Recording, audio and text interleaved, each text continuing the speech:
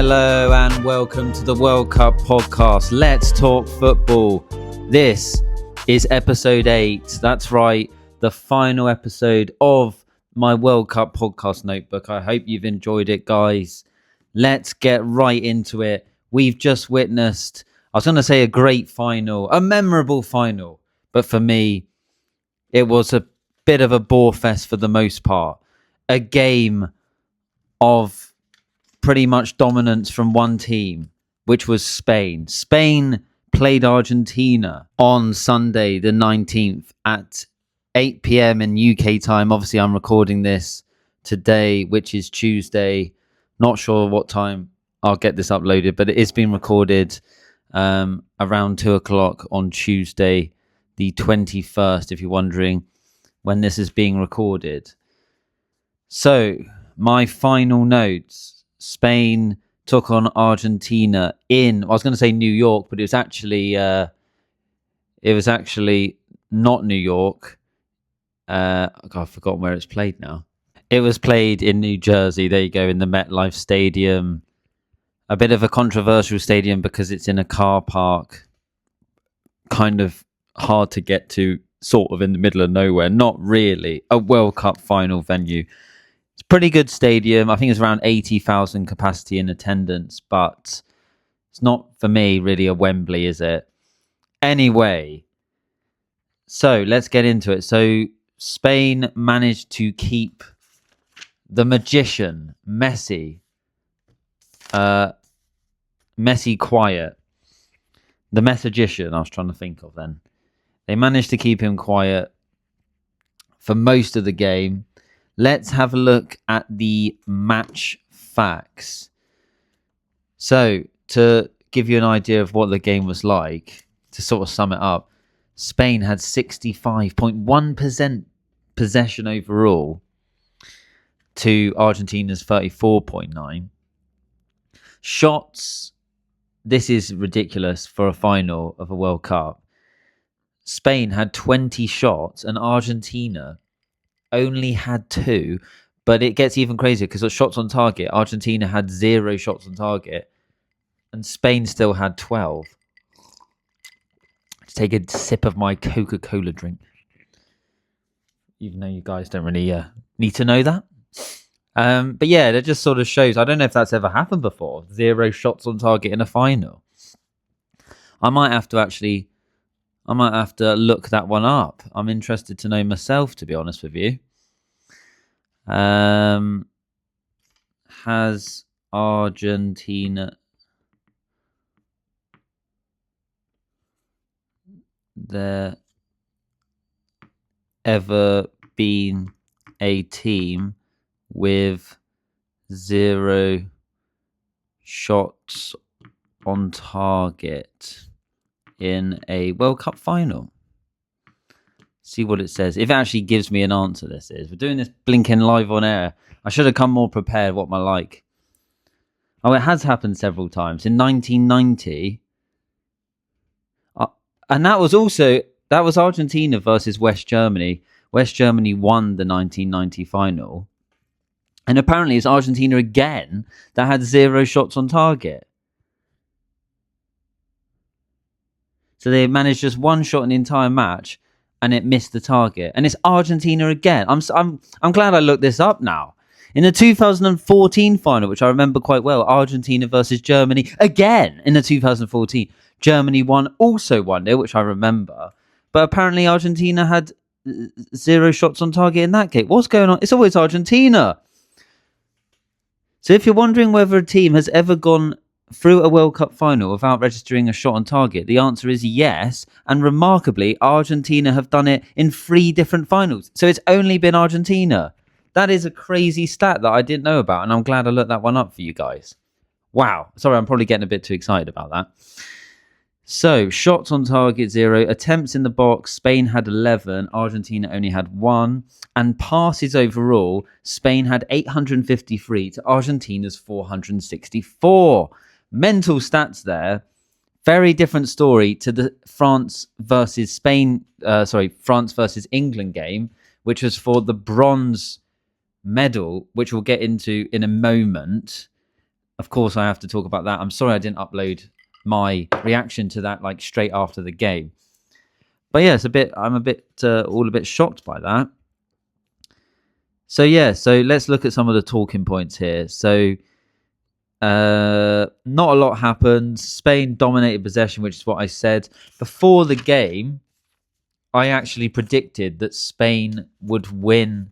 No, sorry, before the World Cup, I predicted that Spain would win the World Cup. And of course, they managed it. So Spain are the champions as Ferran Torres of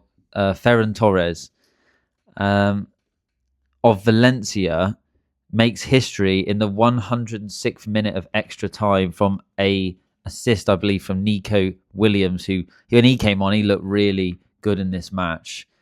Strong performance from him. Also, let's get back to some of the stats. Lisandro Martinez was injured in the game as well. I don't think I have here when he was injured, but he was. And as a Manchester United fan, I am quite concerned by that. Let's get to Spain. Should say when he comes off, Martinez.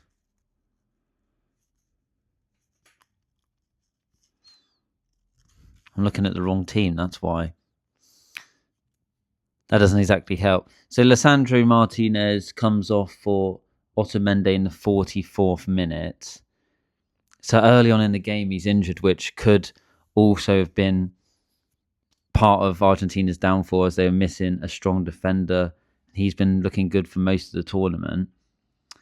Julian Alvarez was also surprisingly taken off quite late in the game. Messi left on. But yeah, poor performance overall from Argentina. And really, it just shows that, for me, England should be in that final. I think we easily could have got another goal against them, you know. It's just a shame that we went quite defensive early, as I mentioned in the previous podcast. I also wanted to say about that game, Argentina versus England semi-final, that yes, we did go quite defensive, but it was mentioned that maybe we had to, as we was already going quite inclusive. But I just think some of those more attacking options, I would have liked to see Saka come on for Morgan Rogers in that game, and maybe just making some changes to keep the structure, to not change, to basically not take the attackers off and put defensive players on, but to keep it. So you take a defender off and put a defender on instead, and put an attacker on for an attacker. So I generally think, you know, off the bench, these guys would be hungry to go and actually win the game for us, like a Saka, really. Maybe even an Eze, players like that would be good to see to come on and actually could, you know, be game changers. So that was a shame to see. But yeah, also I wanted to say, so where was it? So Nico Williams scores early in extra time, and the goal was given as a foul. And looking back on it, it looks too soft to me. It didn't look like it should have been a foul. And to be honest, Spain should have really deserved to win that game 2-0 instead of 1-0. So a bit hard done by, but they won anyway. So it turned out to be okay, but it's definitely worth mentioning about that. And then another big talking point is the disgusting tackle from Enzo Fernandez, which was in added time. He gets a red card, which could have massively led to Argentina losing that game. It could quite easily have been the main reason it could have turned out that cost them the game. He has let his country down. He is a disgrace to his country, to be honest with you. He's been like that the whole tournament. He's been a very dirty player. He was already on a yellow, and he just does a horrible challenge to make it a second yellow. It's absolutely deserved red card, and a real shame there for his other teammates. You know, it's not nice for them. There's nothing they can do about it. But yeah, definitely worth talking about. Right, let's get into the France versus England game, which took place on the 18th Saturday the 18th of July at 10 p.m. So I have some of the stats here in front of me. So there was a hell of a lot of goals. It was England managed to get over the line and win that game, making history for England, the players did. And it was a bit of a redemption story it was almost like a game for the fans, you know. And it's great to see England win. So England won that game. I haven't actually written down the score for some reason, but 6-4. Yeah, it's hard to remember the overall goals, but it was 6-4 to England. And we picked up the bronze medal. So Tommy Tuchel did get a bit of revenge for what happened, a little bit of a redemption for what happened in the semi-final. But of course, you want to make it to the final. Let's get into some of the stats then. So possession-wise, France had 45.9% possession. England had 54.1%. So a little bit more for England there. Not much to look into too much, though. Shots, it was even split between 19 shots each.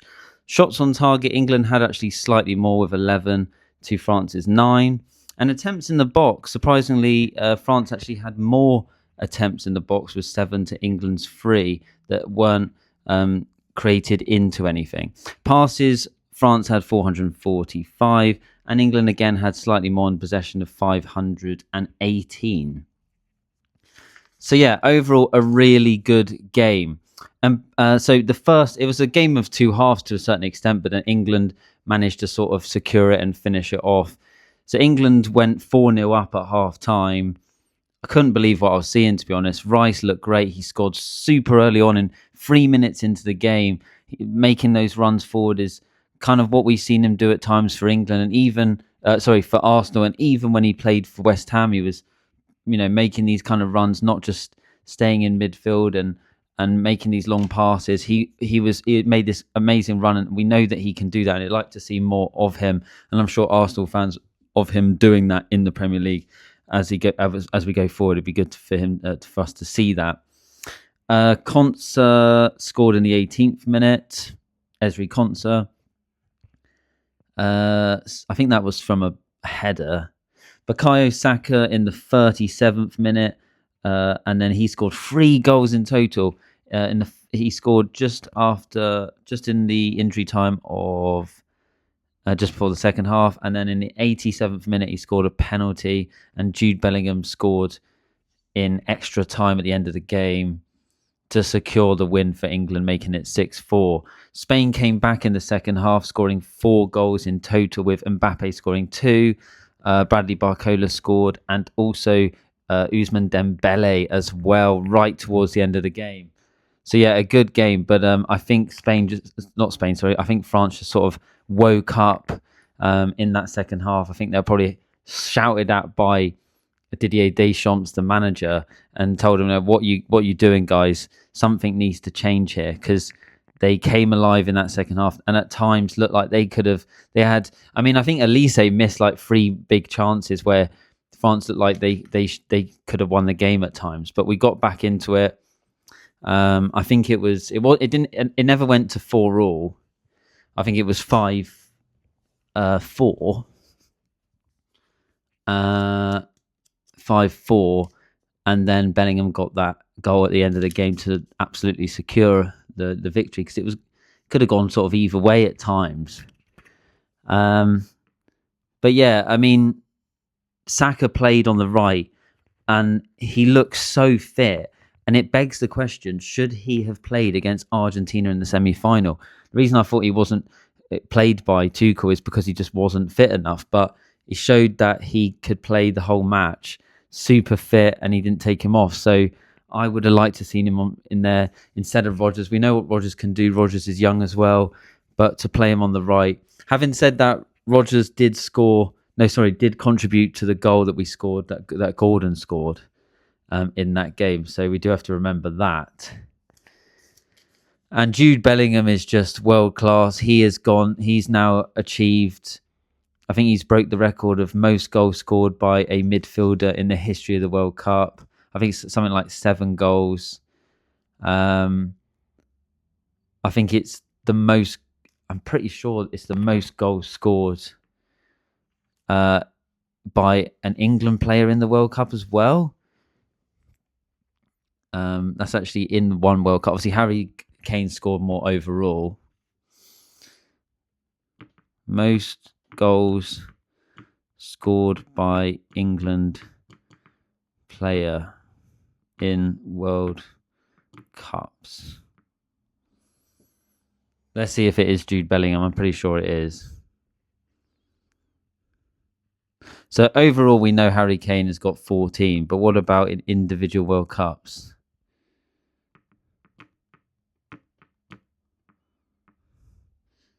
And he obviously beat Alan Shearer's record as well. Jude Bellingham scored 7. No, not Alan Shearer, sorry, Gary Lineker's record. Gary Lineker had 6, so Jude Bellingham, and Harry Kane got 6, scoring 6 goals, obviously, in this World Cup. So Jude Bellingham actually scored more goals than Harry Kane this tournament. So yeah, that is correct. And I think the most goals overall, most goals scored in World Cups, I believe it's Mbappe, scored in World Cups all time. I think it's Mbappe, and obviously Harry Kane's right on the list. I think Messi's second. Yeah, so Mbappe scored 22 goals because of scoring 2 goals in that game, in that bronze medal game that I was just talking about. Lionel Messi scored 21. Then Miroslav Klose with 16. But yeah, Messi's second, and Mbappe is number 1 on the list. And I know Harry Kane's quite high up on the list. Harry Kane is in 6th, if you're wondering, with 14 goals. So there you go. That's some stats about the goals. I think I've covered most areas that I wanted to get into. Could England have done better? I think overall it's shown when we're on the attack how good we can be. And honestly, I think we could have beaten Argentina on a different day if we hadn't just... I know that they were starting to get momentum after we scored. They were desperate to get a goal back. And Argentina throughout the World Cup, as I mentioned, are very good at doing that and scoring late on, and Messi's hard to break down. And so the manager did what he had to do. He felt at the time that was right, but I think some slightly different changes could have been made. But overall, a pretty good tournament, and obviously England make history by getting 3rd place, getting a bronze medal, the highest achievement we've had in the World Cup since the 1966 World Cup where we won it. So Tuchel has made history in that sense. But yeah, I hope you've enjoyed the World Cup. Hope you've enjoyed these notebook podcasts, guys. Please subscribe to the channel where I'll keep doing more podcasts on sport and football, hopefully with the Premier League and Manchester United. I'm not very happy because Man United lost to Wrexham in a friendly game. And it looks like Lisandro Martinez might be injured again. And I was looking forward to seeing him. We'll have to see about that. But yeah, I've got all of your news in the Premier League and Manchester United. Hopefully I'll keep you going with that posting on the channel. Thank you for listening, guys. Have a good day. Bye-bye.